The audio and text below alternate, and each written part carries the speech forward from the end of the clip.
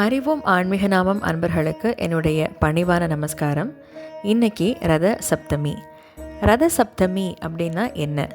ரதம் அப்படிங்கிறது தேர், சப்தமி அப்படிங்கிறது அமாவாசையிலேருந்து வர்ற 7வது திதி. சரி, ரத சப்தமி அப்படிங்கிறது யாருக்கு உகந்தது அப்படிங்கிறத நம்ம தெரிஞ்சுக்கலாங்களா? தை அமாவாசையிலிருந்து வர்ற 7வது நாள் சப்தமி அப்படிங்கிறத ரத சப்தமி அப்படின்னு சொல்லுவோம். அது சூரிய பகவானுடைய பிறந்த நாள் அப்படின்னு கூட புராணங்களில் சொல்லப்பட்டிருக்கு.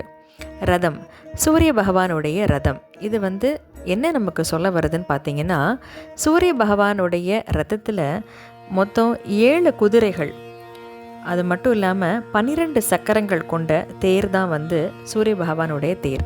அதாவது 7 குதிரைகளோட 12 சக்கரங்கள் கொண்ட தேர் தான் சூரிய பகவானுடைய ரதம்.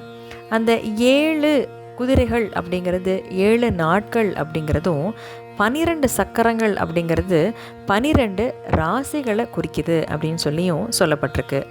சூரிய பகவான் தன்னுடைய 7 குதிரைகளோட 12 சக்கரம் கொண்ட தேரில் வடக்க நோக்கி தன்னுடைய பயணத்தை ஆரம்பிக்கும் நாள் தான் ரத சப்தமி திருநாள்.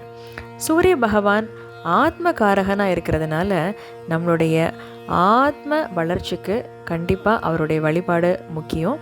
அன்னைக்கு நம்ம சூரிய பகவானை வழிபாடு செய்வோம். அனைத்து நலன்களையும் பெற்று ஆரோக்கியமாக வாழ்வோம். சூரிய பகவான் உடைய தேரை ஓட்டுபவர் யாருன்னு பார்த்தீங்கன்னா அருணன். அருணன் வேற யாரும் இல்லைங்க, கருடனுடைய அண்ணன். இதுவே ரத சப்தமி திருநாள் பற்றின ஒரு சின்ன குறிப்பு.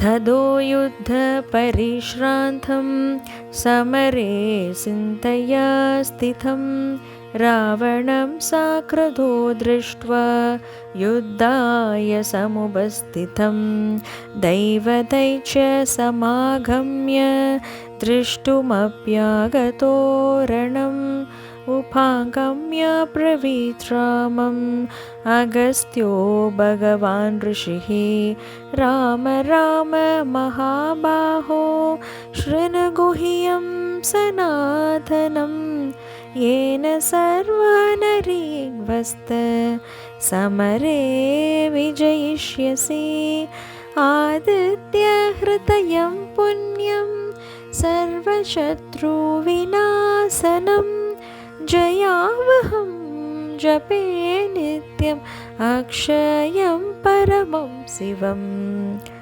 सर्वमङ्गलमाङ्गल्यं सर्वपापप्रणाशनं चिन्ताशोकप्रशमनम् आयुर्वर्धनमुत्तमम्.